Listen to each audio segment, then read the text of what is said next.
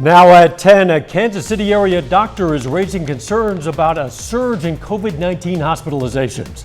We'll look at what that increase is doing to hospitals in that area and how 4 state hospitals are faring right now. And a nonprofit group comes up with a creative way to encourage economic growth in Granby, Missouri. I'm Kate Kelly with Why This Shop is More Than a Thrift.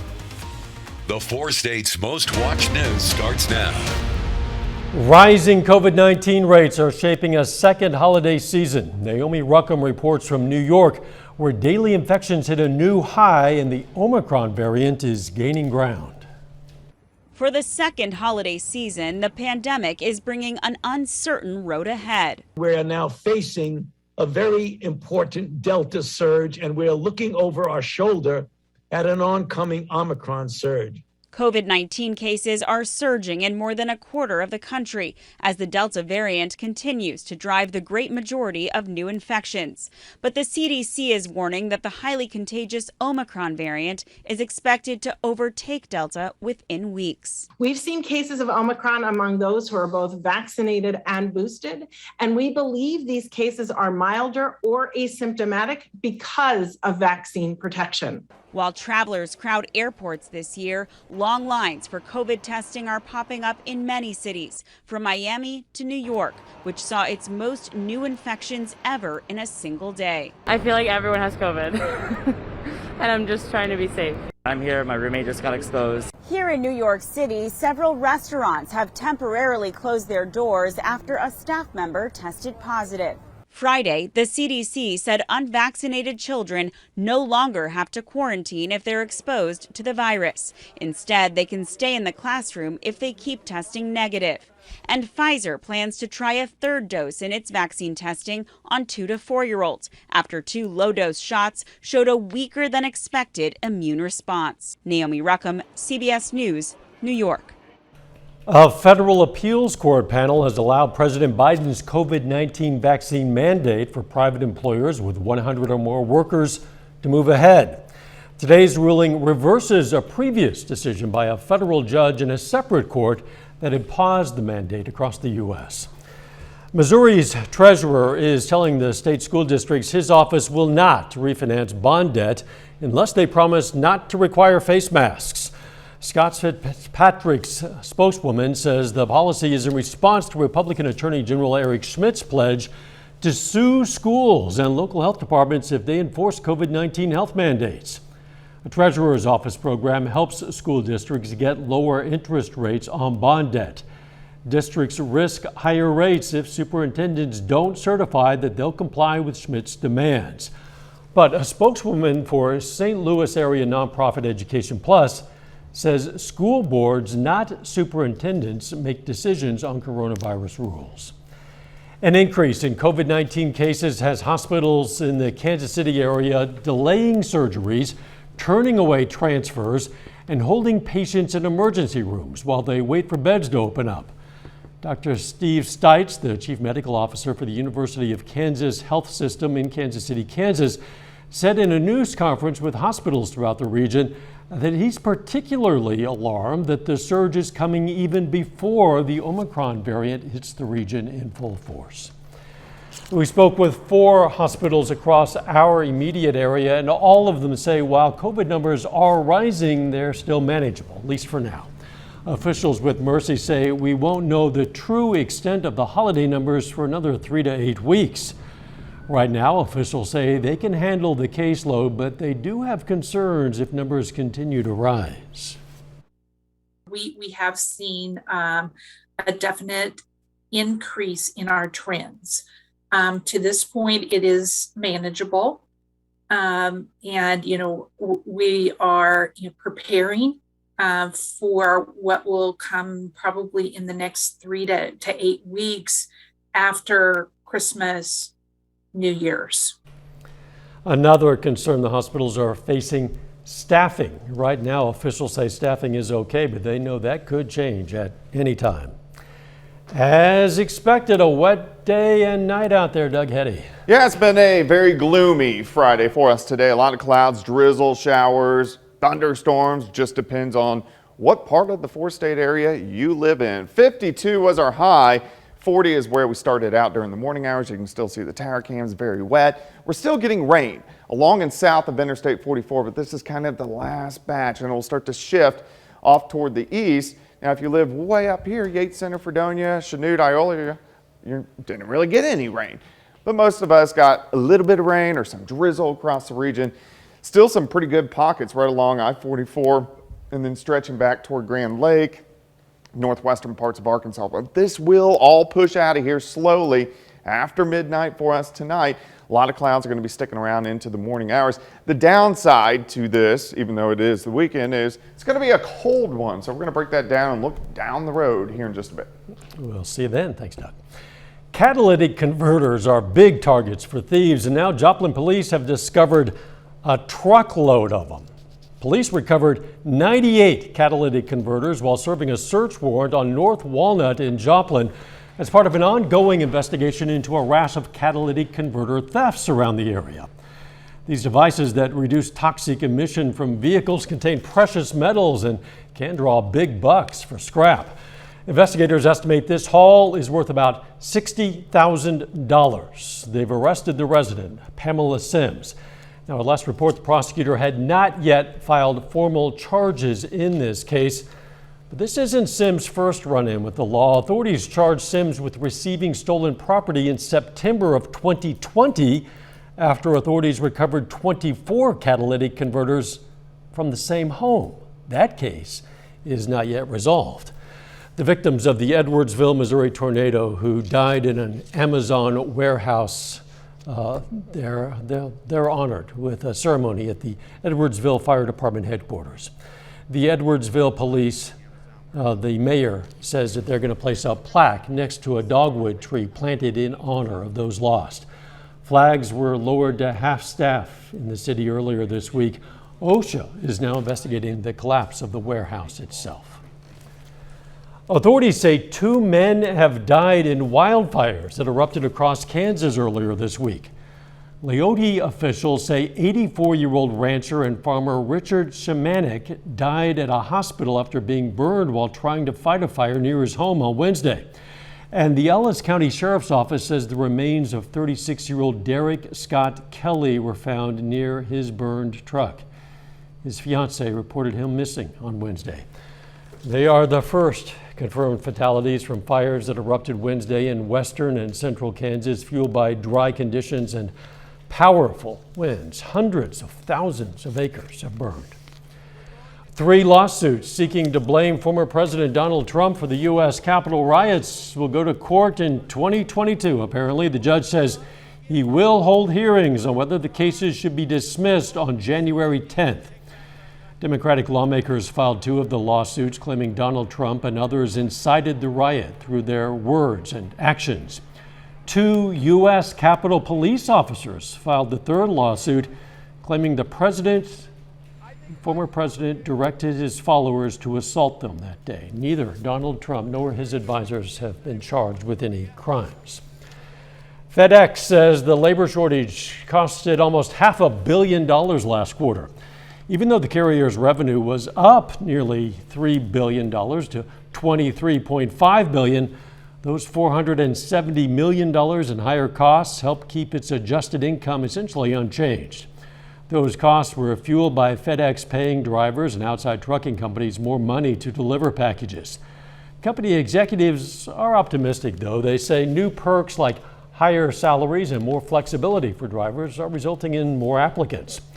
The Biden administration announced a federal plan yesterday to address the nationwide truck driver shortage. Still ahead, the small town of Granby, Missouri is getting a much-needed boost. We'll introduce you to the community members making it happen. And an immersive showing of the new Spider-Man film in Carthage. Grow Granby, a new nonprofit in Granby, Missouri, is on a mission to revitalize the 1800s mining town. KOAM's Kate Kelly shares how the group's current project will fund future ones. Granby was founded in 1850, and back in the day, it was a booming mining town. This was the place to be. Thousands of people lived here, and just like a lot of other towns in our region, once mining was gone and done with, people moved away and moved to other places. As a result, businesses closed down and shops that were once bustling with life closed their doors.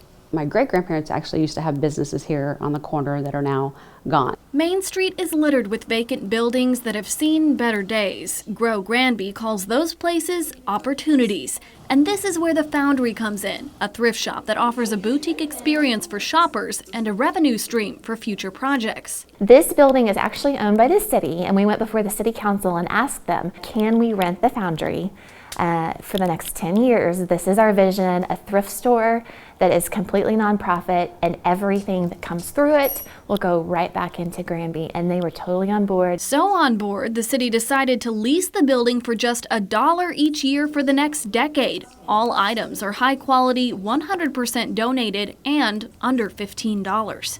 That's adorable. I love that. The Foundry building itself needed some TLC, so volunteers worked all through the summer months to make this old building shine again. There was no heating and air. The floors needed to be stabilized or leveled out, I should say, paint. So we did put a little over $10,000 of our money into it to bring it back to life. With this group paving the way for future economic development, many Granby residents feel this place is well on its way to becoming the booming town it once was. It's very exciting to see the surge of people that have come on within, the last several years to make Granby a community that people want to not only visit but possibly settle down in. In Granby, Kate Kelly, KOAM News. Immediate profits from the Foundry will go toward restoring the historic hardware store in town. The group also plans on painting some murals and starting up a pop-up market in town. You can shop at the Foundry starting on January 1st. Mark your calendars. Grand opening weekend is slated for January 14th and 15th.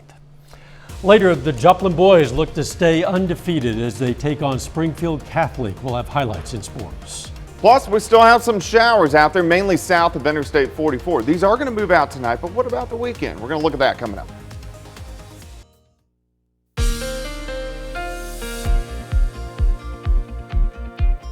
Well, it definitely turned out to be kind of a dreary day for us today. We had the clouds, we had the showers, even a few thunderstorms, depending on where you live. Some areas, several inches of rain. Some areas, not a drop. So a wide range across the entire four-state area.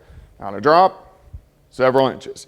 And still we have showers and thunderstorms ongoing along and south of Interstate 44, but we're winding down. We're on the backside of this system, and most of the rain really today was from about Parsons, Pittsburgh, Lamar, points south. Really north of that, just some clouds and drizzle. Let's go ahead and zoom in. Still some showers on the south side of the metro, stretching down toward Neosho and then over towards Seneca. And then once you get a little farther south, starting to dry out near Grand Lake. But a lot of rain still. Eastern Newton County or McDonald County and then all the way into Berry County.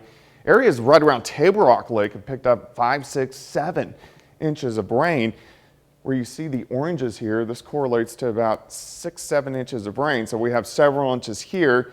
And then along and south of Interstate 44, about a ½ inch to an inch, and then lesser amounts as you get a little bit farther north. But still a pretty wet system, but it is heading out of here as we go through the next, this is actually my fault. This is our Indigo Sky Casino and Resort, but it is black right now. We have a lot of fog, so you're not going to be able to see very well if you're on the roadways tonight, especially southwestern Missouri, northeastern parts of Oklahoma. Temperatures right now, we are cooling down, lower 40s northern counties, lower 50s in our southern counties. Everybody eventually will drop back into the 30s a little bit later on tonight. It is kind of foggy though. You can see this on our 7th and Range Line tower cam.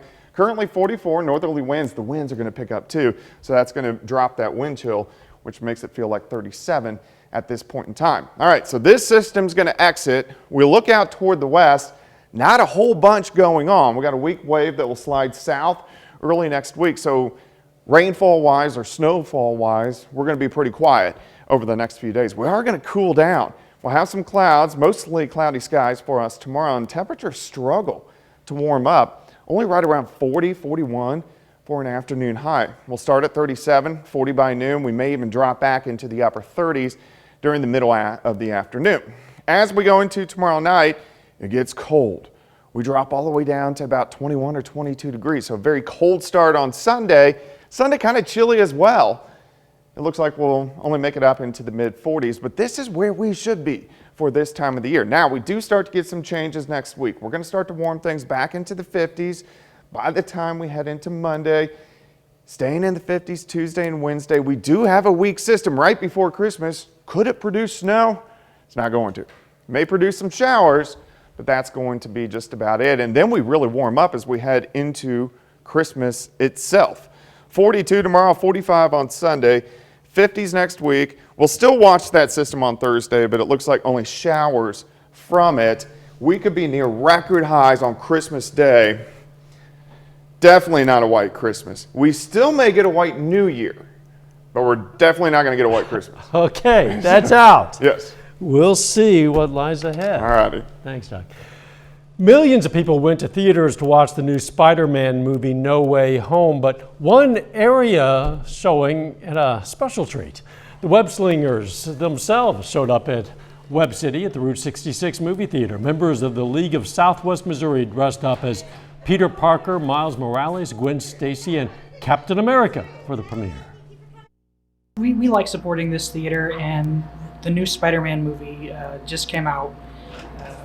Great movie, by the way. You guys should all go out and see it. But we like to support local businesses and local charities. Just anything we can to help out the community. And thank you, Captain. When they're not showing at theaters, the league works with charities to support area children. Coming up in sports, Joplin aims to stay undefeated against Springfield Central, and a Mcauley girls basketball player reaches a special milestone in the team's game against Northeast Vernon County.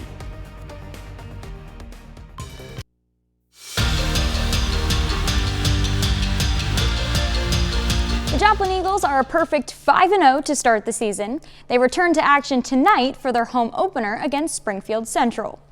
Joplin won the Carthage Invitational their last time out, while Central is coming off an overtime loss to Carthage earlier this week. Bulldogs here, Sterling Vinson in the corner knocks down the three. Central with the lead at this point. In the second, a long pass up to Quinn Renfro. He gets the layup to put the Eagles up 29-27. Then All Right drives to the net. Bucket is good. Joplin extends their lead to 10 points early in the fourth. Always Right going himself. Big two-handed jam for a pretty finish. Joplin takes care of Springfield Central, winning 66-56. Mcauley is off to a hot start this season. The Warriors are 7-0 heading into tonight's game against Northeast Vernon County. Senior Kennedy Dury is just 2 points away from 1,000 career points, and it doesn't take long. She reaches the milestone with that shot there. Dury had a big crowd to help her celebrate the accomplishment.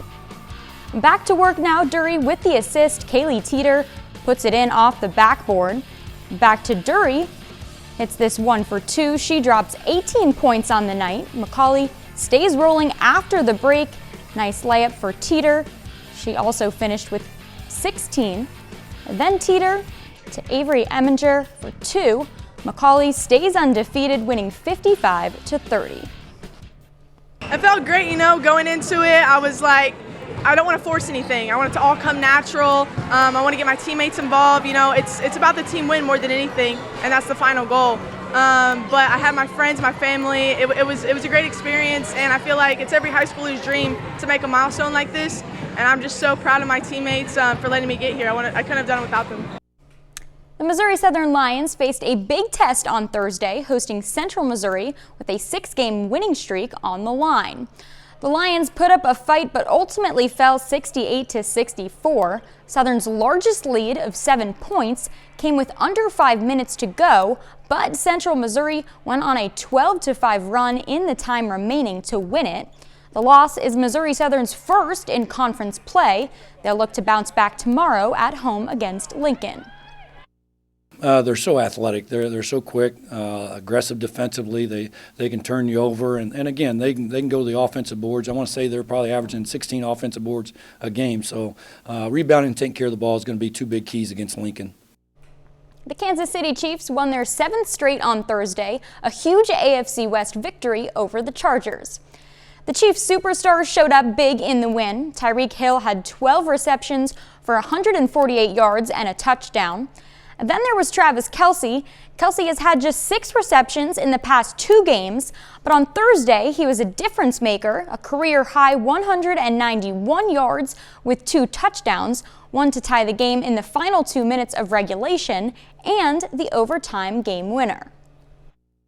I feel like nonstop I'm trying to find ways to just have an understanding of, even when I get open and I catch the ball, understand what coverages they're in, understand the routes around me, to always have another answer. You know, when I catch the ball, now I know where to attack the defense. And that's just been something throughout the reps, throughout understanding the defenses that teams are trying to play against you, where those voids are, where those pockets are, to try and, make a guy miss and get vertical. That's a look at sports. We're back with more news after this. Take time now to honor a local veteran. Staff Sergeant David Livingston served in the U.S. Army during the Gulf War. His hometown, Riverton, Kansas, and we are proud to salute Staff Sergeant David Livingston. He's tonight's 4-state hero. We can tell you about lots of other heroes. We have more than 3,000 of these in our database, and you can learn about any of them. You can look them up by name or hometown, and we're always looking for more heroes to honor. Why don't you just send us your information? It's very simple. You just go to our website. It's KOAMnewsnow.com. What a crazy weather month and week this has been. We've had intense heat. We've had very strong wind. We had storms. Some rain. Temperature's been all over the place. It's been an interesting, really about 6 weeks. We've been fairly warm, a lot of severe weather, and just kind of crazy. Now we're going to get colder, not cold, but normal. Back to 42 tomorrow, cold tomorrow night, 45 on Sunday. Next chance for rain by next Thursday. Plunging all the way down to normal. Yeah. Final sports note. Well, special night for Kennedy Dury. She gets 1,000 career points and 18 in Mcauley's win. Congratulations. Thanks for joining us. Hope you join us this weekend, and let's make it a great one.